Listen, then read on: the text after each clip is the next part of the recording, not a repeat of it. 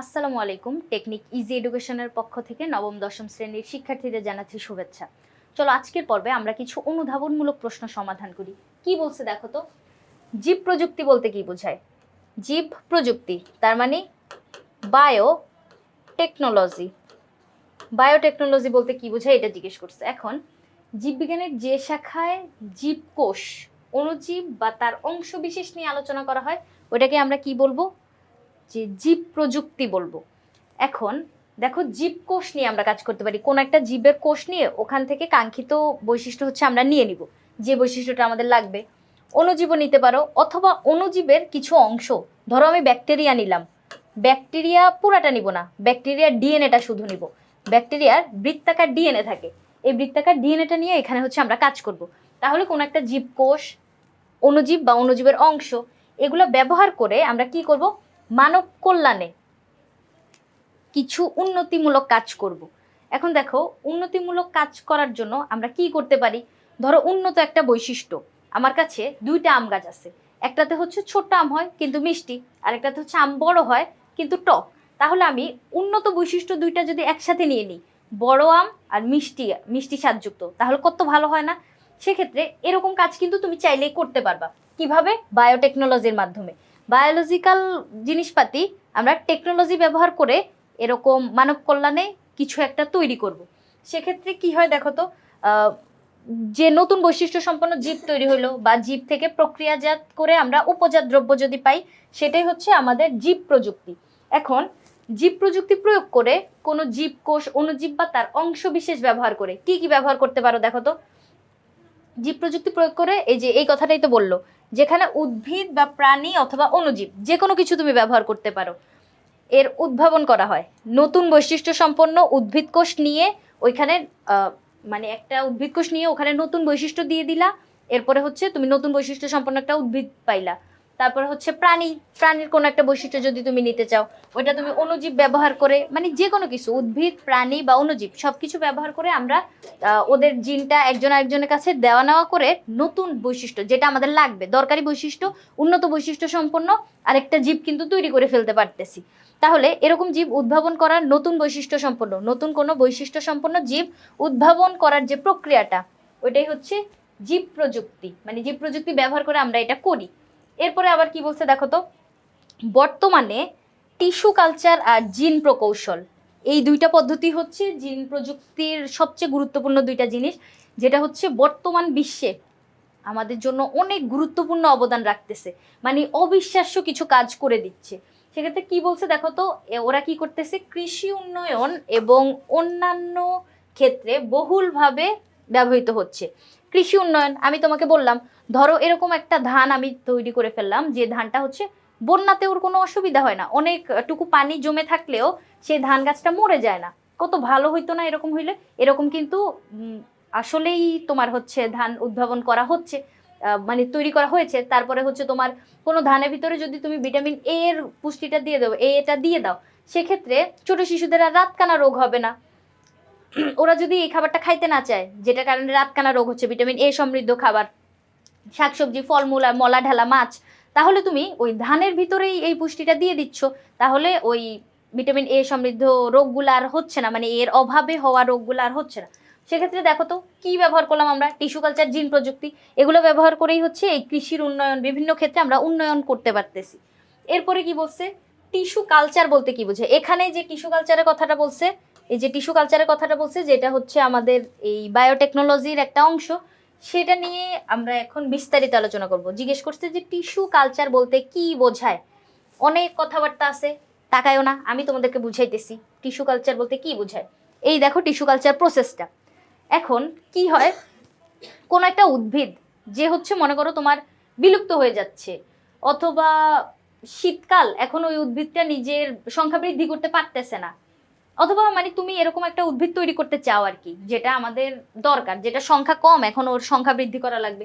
এখন এই গাছটা থেকে আমি একটা এক্সপ্ল্যান্ট, এই যে দুইটা টিস্যু বেছে নিলাম, এখন এক্সপ্ল্যান্ট তো যেন তেন জায়গা থেকে নিয়ে নিলে হবে না, হুট করে আমি এই গাছের একটা বড় পাতা নিয়ে নিলাম, তাই তো হবে না। আমাকে অবশ্যই বেছে এরকম এক্সপ্ল্যান্ট নির্বাচন করতে হবে যেটা হবে জীবাণুমুক্ত এবং যেটা বিভাজন হইতে পারবে। বড় একটা পাতা যদি তুমি নাও, এই পাতাটা কি আর বিভাজিত হবে? না। এইখানের কাণ্ড যদি তুমি নাও, কাণ্ড কি আর বিভাজিত হবে? হবে না। তাহলে অবশ্যই তোমাকে নিতে হবে এরকম জায়গাটা যেটা হচ্ছে তোমার বিভাজিত হবে, তুমি শিওর। ছোট্ট একটা কচি পাতা নিতে পারো। তুমি তো জানো এই কচি পাতাটা বড় হবে, এটা বড় হয়ে একটা ওই যে গাছের এভারেজ যে পাতাগুলোর সাইজ ওরকম সাইজে আসবে। তাহলে ছোট্ট একটা কচি পাতা যেটা মাত্র হইছে, ওকে তুমি নিতে পারো। তারপরে হচ্ছে ভ্রূণমূল নিতে পারো, ভ্রূণমুকুল, পার্শ্বমুকুল নিতে পারো। তারপরে পরাগরেণু নিতে পারো। পরাগরেণু তো পরাগ ধানের ভিতরে লুকানো অবস্থায় থাকে, কোনো জীবাণুও থাকে না। তাহলে এরকম জায়গাগুলো বেছে নিতে হবে, কেমন? এক্সপ্ল্যান্টের জন্য নিলাম এই যে 2টা কোষ বেছে নিলাম, সেই একটা কোষ নিয়ে আমরা কাজ শুরু করব। কোথায় রাখলাম? এটা আবাদ মাধ্যমের ভিতর রাখলাম। এই আবাদ মাধ্যমটা তৈরি করব কিভাবে? এখানে ভিতর আমি এই অংশটা, এই ছোট্ট এই কোষটা বড় হওয়ার জন্য সব কিছু পুষ্টি উপাদান দিব। আমি ওকে সুক্রোজ দিব, ফাইটো হরমোন দিব, তারপরে পুষ্টি ভিটামিন সব কিছু দিয়ে আমি এখানে একটা দ্রবণ তৈরি করব। ওই দ্রবণটা আবার মানে ফিক্সড হওয়ার জন্য বা আটকায় থাকার জন্য হচ্ছে এগার এগার দিব। তারপরে সুন্দর একটা টেম্পারেচার সব কিছু দিয়ে আমি ওই যে টিস্যুগুলো নিচ্ছি ওকে এখানে হচ্ছে স্থাপন করলাম।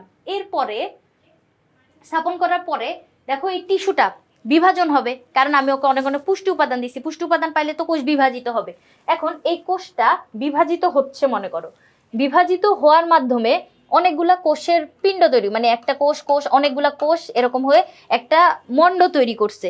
ওই জিনিসটাই হচ্ছে এই ক্যালাসটা। কি হবে? ক্যালাস মানে হচ্ছে টিস্যু মণ্ড। কি বলতে পারি আমরা? ক্যালাসকে বলতে পারি টিস্যু মণ্ড। তাহলে অনেকগুলা টিস্যু এখানে মানে টিস্যুর একটা মণ্ড তৈরি হয়েছে। এরপরে আমরা কি করব? অণুচারা তৈরির কাজটা করব।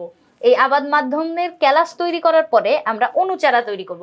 ছোট্ট একটা চারা গাছ তৈরি হয়েছে। ক্যালাস দেখে কিন্তু আমি বুঝতেছি না এটা কি জিনিস, আমি বুঝতেছি না যে এটা থেকে একটা গাছই তৈরি হবে। গাছ তৈরি হবে যে এটা বোঝা যাচ্ছে না, মানে কিছু টিস্যু এরকম আছে। কিন্তু এখন দেখো তো, দেখে বোঝা যাচ্ছে না, ছোট্ট 2টা পাতা, বোঝা যাচ্ছে যে এটা গাছ হচ্ছে। তাহলে অণুচারা তৈরি হয়েছে। এই এক্সপ্ল্যান্টটা বিভাজনের মাধ্যমে ছোট্ট যে চারাটা তৈরি করছে ওইটা হচ্ছে অণুচারা। এবার অণুচারাটায় শিকড় লাগবে, কারণ শিকড় না থাকলে তুমি যখন ওকে মাটিতে দিবা, ও মাটি থেকে পুষ্টি নিবে কি দিয়ে? শিকড় দিয়ে। তো মূল দিয়ে তো সে পুষ্টি উপাদান শোষণ করবে। এজন্য আমাদেরকে মূল উৎপাদন করতে হবে। এখন আমরা ওকে মূল উৎপাদক মিডিয়ামের ভিতর রাখলাম। এই যে টিউবটা, এখানে ভিতরে যে পুষ্টিগুলো আছে সেই পুষ্টিগুলোর কারণে এই চারা গাছটার অণুচারাটার কি হইলো? এই যে মূল শিকড় গজাইছে, দেখছো? এবার ও বড় হয়ে যাবে, কারণ আমরা ওকে পুষ্টি উপাদান দিছি। ও বড় হয়ে গেছে, দেখো অনেকগুলা পাতা হয়েছে, মূলটা বড় হয়েছে। এবার আমরা ওকে প্রকৃতিতে স্থাপন করে দিতে পারবো। তাহলে এই গাছটাকে নিয়ে তুমি এখন মাটিতে দিয়ে দাও। এই যে মাটিতে দিয়ে দিছে, এখন ও নিজে নিজে মাটি থেকে পুষ্টি নিতে পারবে। বাতাস থেকে কার্বন ডাইঅক্সাইড নিয়ে সে নিজের খাদ্য নিজে তৈরি করতে পারবে, তোমার আর ওকে সাহায্য করা লাগবে না। তাহলে আমরা এখান থেকে শুরু করলাম, এখান থেকে শুরু করে পুরো একটা বড় গাছ তৈরি করে ফেললাম। এই গাছটা তো বিলুপ্ত হয়ে যাচ্ছিল, এখন আমরা ওকে বিলুপ্তির হাত থেকে বাঁচালাম। দেখো ওকে আমরা আবার তৈরি করছি। এবার এই গাছটা থেকে এই যে এরকম করে, মানে এরকমই একটা গাছ থেকেই তো আমরা ও যাত্রা শুরু করছিল, তাই না? এরকম এই প্রজাতির একটা গাছ, যে গাছ থেকে আমি একটা কোষ নিয়ে ওই কোষটা থেকে নিজে নিজে ল্যাবের ভিতর, প্রাকৃতিকভাবে না, গাছ তো গাছ বা প্রাণী আমরা তো জানি হচ্ছে সৃষ্টিকর্তা তৈরি করতে পারে। সেক্ষেত্রে আমরা কি করলাম? ল্যাবের ভিতরে একটা গাছ বানায় ফেললাম। তাহলে এই যে কৃত্রিম উপায়ে কোনো একটা উদ্ভিদকে আমি বিলুপ্তির হাত থেকে রক্ষা করলাম, অথবা তোমার কি বলতে পারে প্রয়োজনের তাগিদে এই মানে এই গাছটা মনে করো হচ্ছে আমার দরকার, এই গাছের তেলটা আমার দরকার। এখন এই তেলটা প্রকৃতিতে কোথাও পাওয়া যায় না। ওই যে তিমি মাছের তেল থেকে আমরা হচ্ছে উড়োজাহাজ উড়াইতে পারি। এখন তিমি মাছের সাথে যা লড়াই করবে কে? বেচারা তিমি মাছও তো মরে যাবে তুমি যদি ওর কাছ থেকে তেলটা নিতে যাও। এত ধস্তাধস্তি হইলে ওর একটা ক্ষতি না? ওর স্বাভাবিক জীবনযাপনে একটা হ্যাম্পার হইলো না? সেক্ষেত্রে আমি এই গাছের কাছ থেকে তেলটা নিতে পারবো। এরকম গাছ আমার অনেক লাগবে, কারণ আমার রকেট উড়াইতে হবে। সেক্ষেত্রে আমি এরকম জোজোবা উদ্ভিদ এভাবে করে বানাই ফেলতে পারি। তাহলে দেখো একটা ছোট্ট কোষ থেকে এরকম একটা পূর্ণাঙ্গ কোষ তৈরি, পূর্ণাঙ্গ উদ্ভিদ তৈরি করে ফেললাম। এই প্রক্রিয়াটাই হচ্ছে আমাদের টিস্যু কালচার। বলতে কি বুঝো? বুঝতে পারছো? এখানে ওই কথাবার্তাগুলো লিখে দিব। এরপরে কিভাবে আবাদ মাধ্যম তৈরি করা হয়? ওই যে আমি যে টিস্যু দুইটা নিয়ে যে এখানে রাখছিলাম, এই যে এই গোলাপি কালারের মিডিয়ামটার ভিতরে যে রাখছিলাম, এটা হচ্ছে কি বলছিলাম? আবাদ মাধ্যম বলছিলাম। কিভাবে তৈরি করব?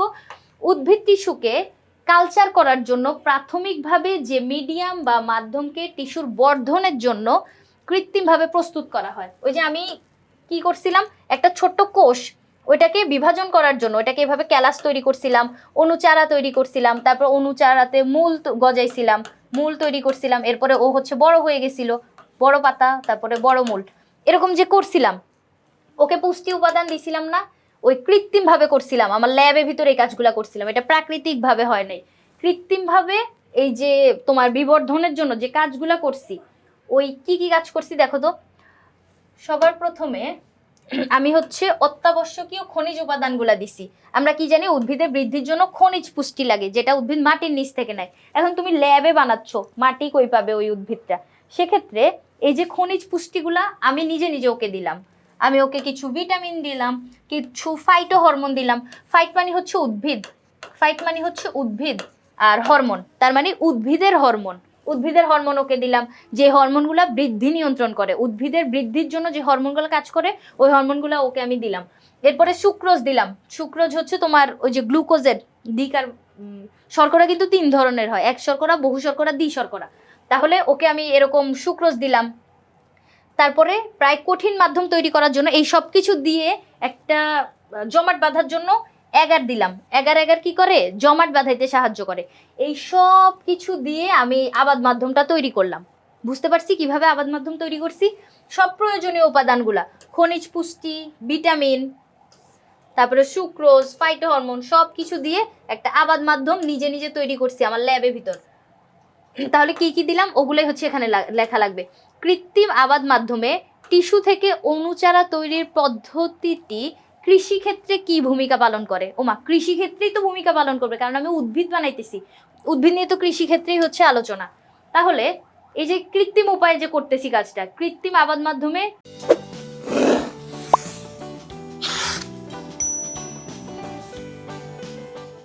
অণুচারা তৈরি, অণুচারা থেকে মূল গজাইলাম, মূল গজানোর পরে ওরে আমি হচ্ছে আরেকটু বড় হওয়ার পরে কি করলাম? মাটিতে দিয়ে দিলাম।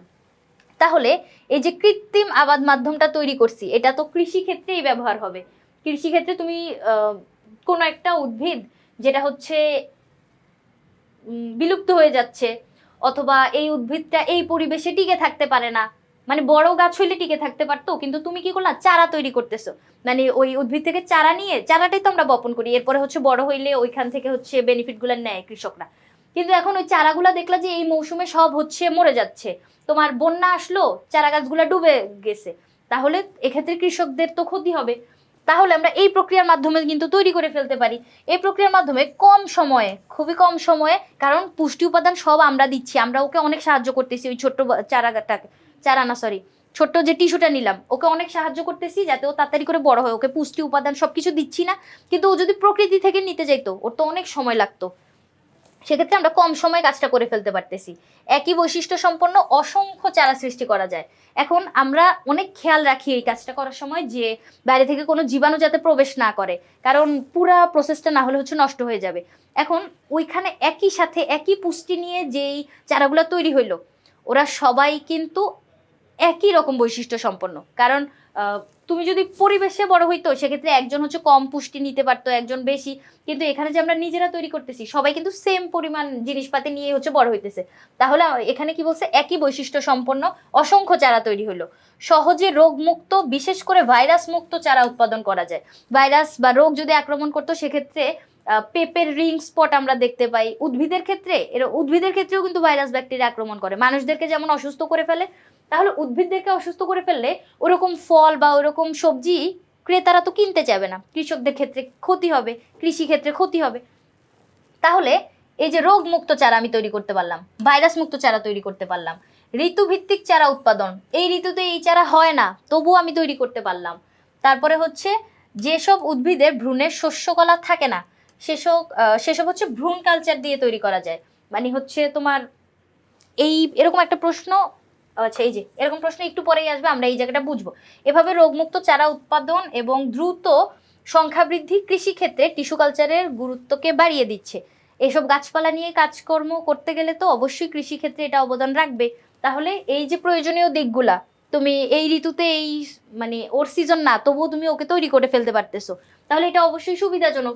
এই যে কৃত্রিম আবাদটা, এটা কৃষিক্ষেত্রে এই যে অণুচারা তৈরির পদ্ধতিটা, এটা কৃষিক্ষেত্রে অবশ্যই গুরুত্বপূর্ণ ভূমিকা রাখে। চলো এরপরের প্রশ্নটা যাই। ভ্রূণ কালচার বলতে কি বুঝো? টিস্যু কালচার তো বুঝলাম, টিস্যু কালচারের মতোই ভ্রূণ কালচার। কিরকম দেখো, অত্যাধুনিক একটা টিস্যু কালচার পদ্ধতি। টিস্যু কালচার যে জিনিস, ভ্রূণ কালচারও একই জিনিস। টিস্যু কালচারে কি করছিলাম, ছোট্ট একটা টিস্যু নিয়ে কাজ শুরু করছিলাম, একটা কোষ নিয়ে কাজ শুরু করছিলাম। এখানে শুরু করব হচ্ছে কি নিয়ে, ভ্রূণ নিয়ে, যার মাধ্যমে কৃত্রিম ও জীবাণুমুক্ত পুষ্টির মাধ্যমে একটি উদ্ভিদের অপরিপক্ক বা পরিপক্ক ভ্রূণকে পৃথক করে পূর্ণাঙ্গ চারা তৈরি করব। নাম শুনলেই তো বোঝা যায়, ভ্রূণ কালচার। ভ্রূণ নিয়ে শুরু করব, তারপর একটা চারা গাছ তৈরি করে ফেলবো, ভ্রূণ থেকে একটা চারা তৈরি করব, এই পদ্ধতিটাই। ভ্রূণ কালচারের মাধ্যমে উদ্ভিদ প্রজননের অনেক সমস্যার সমাধান করা যায়। সংকর বীজ অনেক সময় ভ্রূণ পূর্ণতা লাভ করে না। মানে মনে করো একটা ভ্রূণ বলতে ছোট্ট বুঝায় না, ছোট্ট একটা জিনিস, মানে বীজ ধরো, এখন এটা মাটিতে দিচ্ছ, কিন্তু এখান থেকে তুমি একটা মানে ভ্রূণটা বড় হইতে পারতেছে না, বড় হয়ে যে একটা পূর্ণাঙ্গ উদ্ভিদ গঠন করবে, ওইটা হচ্ছে না। সেক্ষেত্রে আমরা কি করব, ভ্রূণ কালচারটা করব। এর ফলে, এই ভ্রূণ কালচারের ফলে কি হয়, ভ্রূণ কালচারের মাধ্যমে পূর্ণাঙ্গ সংকর উদ্ভিদ উৎপাদন করা যায়। সংকর বলতে হচ্ছে মিক্স, সংকর ওয়ার্ডটার মানে হচ্ছে মিক্স, দুই তিনটা বৈশিষ্ট্য মিক্স করলো। মিক্স করার ফলে এখন এই যে নতুন বৈশিষ্ট্য সম্পন্ন যে ভ্রূণটা তুমি তৈরি করলো বা বীজটা যে তৈরি হইলো, এটা মনে করো প্রকৃতিতে নিজে নিজে বৃদ্ধিপ্রাপ্ত হইতে পারতেছে না, তখন আমরা কি করব, ওকে ভ্রূণ কালচারের মাধ্যমে বৃদ্ধিপ্রাপ্ত করব। এখন এই সংকর উদ্ভিদ উৎপাদন করা যায় ভ্রূণ কালচারের মাধ্যমে। যে সকল ভ্রূণে শস্যকলা থাকে না, সে সকল ভ্রূণ কালচার করে সরাসরি উদ্ভিদ তৈরি করা যায়। এখন ওই যে ভ্রূণটা, এটা এখন আমরা চারা তৈরি করে ফেলবো। চারা তৈরি করে যদি মূল গজায় যায়, সেক্ষেত্রে কিন্তু মানে এটা হচ্ছে প্রাকৃতিক পরিবেশের সাথে এখন খাপ খাওয়াইতে পারবে। মানে কিছুটা নিজেকে পরিবেশের সাথে খাপ খাওয়ানোর মতো বৈশিষ্ট্য যখন সে অর্জন করতেছে, তখন কি হবে, আমরা ওকে মাটিতে বপন করে দিব। তখন হচ্ছে আমরা মানে সংখ্যা বৃদ্ধি পাইলো এই ভ্রূণটা, যেটারে হচ্ছে আমরা মানে বাঁচাইতে পারতেছিলাম না, এরকম না। তাহলে ভ্রূণ কালচার, টিস্যু কালচার হচ্ছে একই জিনিস, একই সুবিধা ওগুলাই, কিন্তু এখানে কি হয়, এখানে হচ্ছে তোমার সংকর বৈশিষ্ট্য সম্পন্ন উদ্ভিদগুলা যাদের শস্যকলা থাকে না, ওদের সংখ্যা বৃদ্ধি করানো যায় ভ্রূণের মাধ্যমে, চারা তৈরি করে। মানে এই জিনিসটাই, ভ্রূণ থেকে চারা হবে, আর এই কয়টা বৈশিষ্ট্য। তারপরে জিন প্রকৌশল কি? জিন প্রকৌশল হচ্ছে একটা জীবের সুন্দর একটা বৈশিষ্ট্য আছে, ওই বৈশিষ্ট্যটা এখন আমারও চাই। এখন আমি কিভাবে নিব ওই বৈশিষ্ট্যটা আমার ভিতরে আনার জন্য, আমি একটা প্রসেস সম্পন্ন করব। ওই প্রসেস সম্পন্ন করার মাধ্যমে ওই সুন্দর বৈশিষ্ট্যটা আরেকটা জীবের ভিতর দিয়ে দিব। এটাই হচ্ছে জিন প্রকৌশল। বায়োটেকনোলজির ভিতর টিস্যু কালচার আর জিন প্রকৌশল দুইটা ওয়ার্ড আমরা শুনছিলাম। টিস্যু কালচারটা তো বুঝলাম যে উদ্ভিদ তৈরি করব, ছোট্ট একটা জিনিস থেকে, ছোট্ট একটা কোষ থেকে পুরো একটা উদ্ভিদ তৈরি করব। আর জিন প্রকৌশল হচ্ছে কি, তোমার হচ্ছে জিন ব্যবহার করব, একটা উন্নত জিন নিয়ে আরেকটা জীব দেহে দিয়ে দিব যার কাছে এই সুন্দর বৈশিষ্ট্যটা নাই। এই কথাটাই এখানে বলছে যে একটি জীব থেকে একটি নির্দিষ্ট জিন বহনকারী ডিএনএ খণ্ড পৃথক করে ভিন্ন একটি জীবে স্থানান্তরের কৌশল হচ্ছে জিন প্রকৌশল। কি বললো কথাটা, একটা জীব থেকে একটা নির্দিষ্ট জিন বহন করা ডিএনএ, ওই খণ্ডটা পৃথক করে ভিন্ন একটা জীবে স্থানান্তর করে দিব। এইখানে কথাবার্তা কিছু পড়ার দরকার নাই, চলো এটা আমরা নোট থেকে বুঝি, তাহলে একটু সহজ হবে। দেখো, সবার প্রথমে আমি একটা ব্যাকটেরিয়া নিলাম। আমরা জানি ব্যাকটেরিয়ার ভিতরে বৃত্তাকার ডিএনএ থাকে, এই যে দেখা যাচ্ছে বৃত্তাকার ডিএনএ, দেখতে পাচ্ছ, এটা হচ্ছে ইকোলি ব্যাকটেরিয়া। এটার ফুল ফর্ম হচ্ছে এশিরেশিয়া কোলি। এই ব্যাকটেরিয়াটার ভিতর থেকে আমরা ওর বৃত্তাকার ডিএনএটাকে নিয়ে নিব, নিয়ে কেটে ফেললাম অল্প একটু অংশ। দেখো বৃত্তাকার ছিল, অল্প একটু অংশ কেটে ফেললাম। কিভাবে কাটবো, ব্যাকটেরিয়া এদ্দুরু একটা ক্ষুদ্র একটা জীব, ওকে দেখাই যায় না খালি চোখে, ওর ভিতরে আবার ডিএনএটা আছে। ডিএনএটাকে আমি এখন আবার কাটবো। কিভাবে করলাম এটা, রেস্ট্রিকশন এনজাইম দিয়ে করলাম। এই কাজটা করি হচ্ছে আমরা রেস্ট্রিকশন এনজাইম দ্বারা। রেস্ট্রিকশন এনজাইম দ্বারা ডিএনএ কর্তন করা হয়। ক্ষুদ্র ডিএনএ, যে এত ক্ষুদ্র ডিএনএ, তবু এটা আমরা কর্তন করি। এটাকে হচ্ছে বায়োলজিক্যাল কেচি বলা হয়। ওই বায়োলজিক্যাল কেচি দিয়ে কাটলাম মনে করো। এবার এই প্রাণীটার কাছে একটা উন্নত বৈশিষ্ট্য আছে, যে বৈশিষ্ট্যটা আমার চাই, ওই বৈশিষ্ট্য সম্পন্ন জিনটা আমি এখানে নিলাম। অনেকগুলো অংশ কাটছি, যেটা খাপের খাপ এখানে আটকাবে, ওই জায়গাটা হচ্ছে মানে একদম খাজে খাজে কাটা লাগবে। এইখানে যেই শেপে কাটছো, এখান থেকেও ওই শেপেই হচ্ছে ওই বৈশিষ্ট্যটুকু সম্পন্ন জিনটা শুধু কেটে নিব। নিয়ে দেখো খাপের খাপ বসাইলাম। এই যে এই শেপটা কি এখানে খাপের খাপ আটকাবে না, এখানে তো এই যে একটু খাজ আছে, এটা কি আটকাবে না, এইটা আটকাবে। তাহলে ওকে এনে আমি এই খাঁজের ভিতরে আটকায় দিলাম। আটকায় দেওয়ার পরে এই যে ডিএনএটা, এই ডিএনএটা আমার কাঙ্ক্ষিত ডিএনএ না, কারণ ওর ভিতরে আমি যেই বৈশিষ্ট্যটা চাই ওই বৈশিষ্ট্যটা এখানে ভিতরে আছে। এই যে লাল অংশটুকু, এই লাল অংশটুকু আমি চাই। এখন এসিরিশিয়া কোলি, যার থেকে আমি বৃত্তাকার ডিএনএটা নিয়েছিলাম, আহা তোমার ডিএনএ আমি নিয়ে নিছি, নাও নাও নিয়ে যাও, আবার ওকে দিয়ে দিলাম। এই যে ওর ভিতরে আবার দিয়ে দিলাম। এখন ব্যাকটেরিয়া তো নিজের সংখ্যা বৃদ্ধি করতে পারে, ও কি করবে, নিজের সংখ্যা বৃদ্ধি করবে। এরকম অনেকগুলা ব্যাকটেরিয়া তৈরি হয়ে গেছে, আমি নিয়েছিলাম একজনের কাছ থেকে, ওকে আবার ফেরত দিয়ে দিছি। ও সংখ্যা বৃদ্ধি করে এই যে আমার যে কাঙ্ক্ষিত জিনটা ছিল, এই যে লাল যে জিনিসটা আমার চাই, এই জিনিসটা সে কতগুলো বানায় ফেলেছে দেখো। এই যে 1 2 3 অনেকগুলো বানাইছে না। তাহলে আমি একটার কাজ করে এরকম অনেকগুলা পেয়ে গেলাম। এই জিনিসটার কারণেই আমরা হচ্ছে ব্যাকটেরিয়াকে ব্যবহার করি, কারণ ব্যাকটেরিয়ার যে স্ববিভাজন ক্ষমতা, ও দেখো এরকম অনেকগুলা ডিএনএ বানাইলো। ও কি চাইলেই এরকম কালো ডিএনএ বানাইতে পারতো না, যে আমি তো আগে এরকম ছিলাম এরকম ডিএনএ বানাবো না, কিন্তু এরকম হয় নাই। কি হয়েছে, ও আমার যেই কাঙ্ক্ষিত জিন সমৃদ্ধ ডিএনএটা ওরকম ডিএনএ অনেকগুলা বানাইছে। তাহলে আমি এখন হ্যাপি, দেখো আমি এরকম অনেকগুলা জিন পেয়ে গেছি। এগুলা এখন আমি হচ্ছে মানব কল্যাণে ব্যবহার করব। ধরো এখানে হচ্ছে উন্নত বৈশিষ্ট্য আছে, যে উন্নত বৈশিষ্ট্যগুলা যাদের কাছে নাই, যেই উদ্ভিদ বা যে প্রাণীতে নাই, ওইখানে ভিতরে আমি পুশ করে দিব, ওদের ভিতরে দিয়ে দিব, ওরাও এখন উন্নত বৈশিষ্ট্যের হয়ে গেল। কত ভালো একটা কাজ।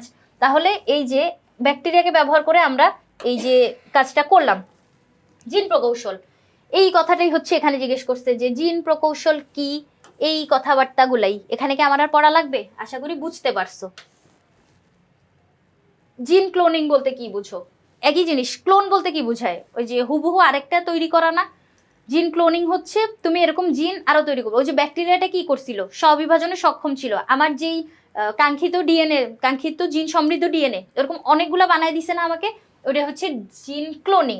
ক্লোন বলতে আমরা কি বুঝি, মানে হচ্ছে অনুরূপ আরেকটা কিছু তৈরি করা।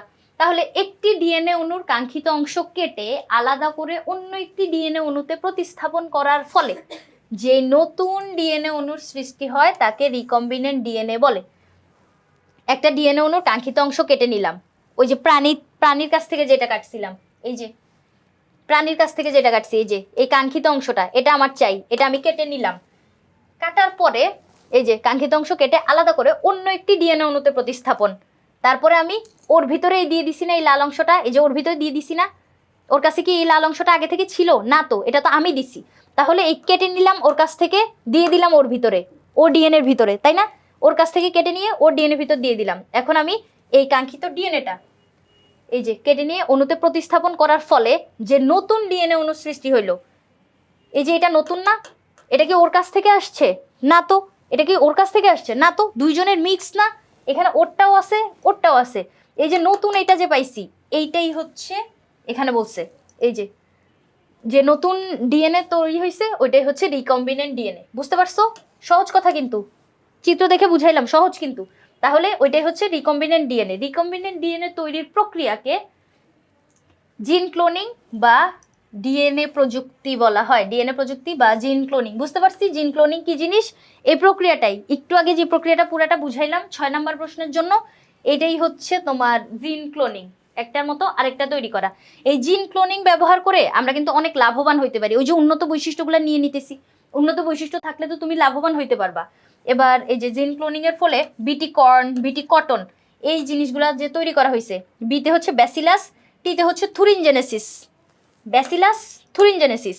এই ব্যাকটেরিয়া ব্যবহার করে আমরা এই যে উন্নত এই ফসলটা তৈরি করতে পারছি, উন্নত এই যে কটন তৈরি করতে পারছি। তাহলে এই যে উন্নত ফসল, উন্নত কটন তৈরি করার জন্য ব্যাকটেরিয়া ব্যবহার করলাম, ব্যাকটেরিয়ার বৃত্তাকার ডিএনএ, ওইটাই হচ্ছে আমাদের জিন ক্লোনিং পুরাটা। কোন জীবগুলোকে জিএমও বলা হয়? GMO, genetically modified organism, genetically modified organism. এখন জিন প্রকৌশলের মাধ্যমে সৃষ্ট নতুন বৈশিষ্ট্য সম্পন্ন যে জীবটা, ওইটাই হচ্ছে জিএমও। ওই যে বিটি কর্ন যেটাকে পাইলাম আলটিমেটলি, এই যে ব্যাকটেরিয়াটা দিলাম, ব্যাসিলাস থুরিনজেনেসিস দিয়ে ওর ভিতরে যে উন্নত বৈশিষ্ট্যটা আমি দিলাম, তার ফলে আমরা কি পাইলাম? এই বিটি কর্নটা পাইলাম। ও হচ্ছে একটা জিএমও উদ্ভিদ, কারণ ও আগে এরকম ছিল না, ওর ভিতরে আমি এই বৈশিষ্ট্যটা দিছি, এখন ও হচ্ছে ইউনিক হয়ে গেছে, সুন্দর বৈশিষ্ট্য সম্পন্ন হয়ে গেছে, ওকে আমরা বলবো হচ্ছে জিএমও। তাহলে কোন জীবগুলোকে জিএমও বলা হয়? যাদের কাছে এই বৈশিষ্ট্যটা আগে ছিল না, নতুন আমি এই বৈশিষ্ট্যটা দিছি জিন প্রকৌশলের মাধ্যমে, ওই জীবটাই হচ্ছে জিএমও। জীবের জিনে মিউটেশনের মাধ্যমে বা অন্য কোনো উপায়ে যে কোনো পরিবর্তন ঘটলে সেটিকে জেনেটিক মডিফিকেশন বলে। এই যে জেনেটিক্যালি মডিফাইড অর্গানিজম, তাহলে এই কথাটাই এখানে বলছে, যে জীবটার ভিতরে ঘটছে ওই জীবটাকে হচ্ছে জিএমও বলবো। এরপরে কি বলছে, রিকম্বিনেন্ট ডিএনএ প্রযুক্তিতে ইকোলি ব্যবহার করা হয় কেন? ইকোলি ব্যবহার করার কারণ হচ্ছে, ইকোলি বা এশিরেশিয়া কোলি হচ্ছে একটা ব্যাকটেরিয়া। ব্যাকটেরিয়ার ভিতরে বৃত্তাকার ডিএনএ থাকে যেটা আমরা সহজে কাটতে পারি, আর ব্যাকটেরিয়ার স্ববিভাজন ক্ষমতা থাকে। এই জন্য আমরা এশিরেশিয়া কোলি ব্যবহার করি। ওই যে এখানে দেখো তো, এই যে আমি ব্যবহার করছি, কাকে ব্যবহার করছি বলছিলাম? ইকোলি ব্যবহার করছিলাম না? কি জন্য? কারণ ওই যে দেখো স্ববিভাজন করতে পারে, ও এরকম আমাকে অনেকগুলো তৈরি করে দিল। আমি একটা কাজ করছি, কেটে কেটে একটাতে জিনিসপাতি করে ও আমাকে অনেকগুলো বানাই দিছে। সুবিধা হইলো না আমার? আমার কি বারবার এই কষ্টটা করা লাগছে যে ওর থেকে খাজের খাজ কাটা লাগতেছে, আবার ওর থেকে খাজের খাজ কেটে আটকানো লাগতেছে, তারপরে একটা মাত্র কাঙ্ক্ষিত জিন পাইলাম। এই একটা মাত্র তৈরি করার পরে ও আমাকে এতগুলা তৈরি করে দিল। এজন্যই হচ্ছে আমি ব্যাকটেরিয়া নেব, কারণ ব্যাকটেরিয়ার স্ববিভাজন ক্ষমতা আছে। তাহলে চলো পড়ি কি বলছে।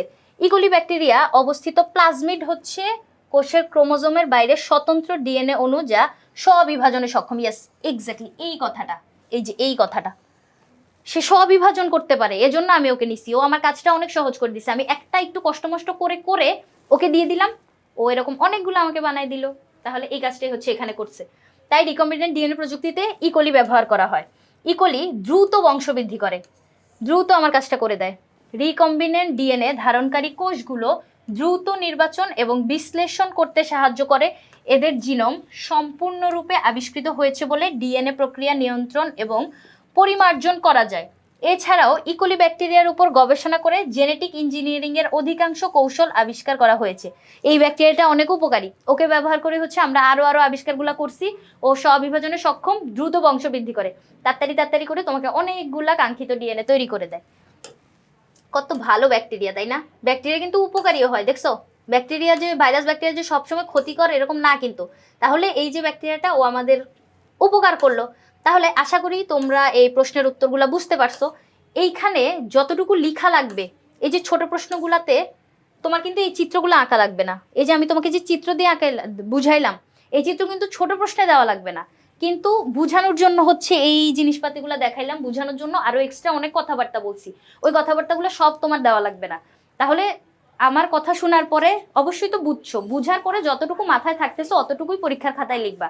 তাহলেই হচ্ছে সংক্ষিপ্ত প্রশ্নে একটা স্ট্যান্ডার্ড মার্কস সিকিউর করা যাবে।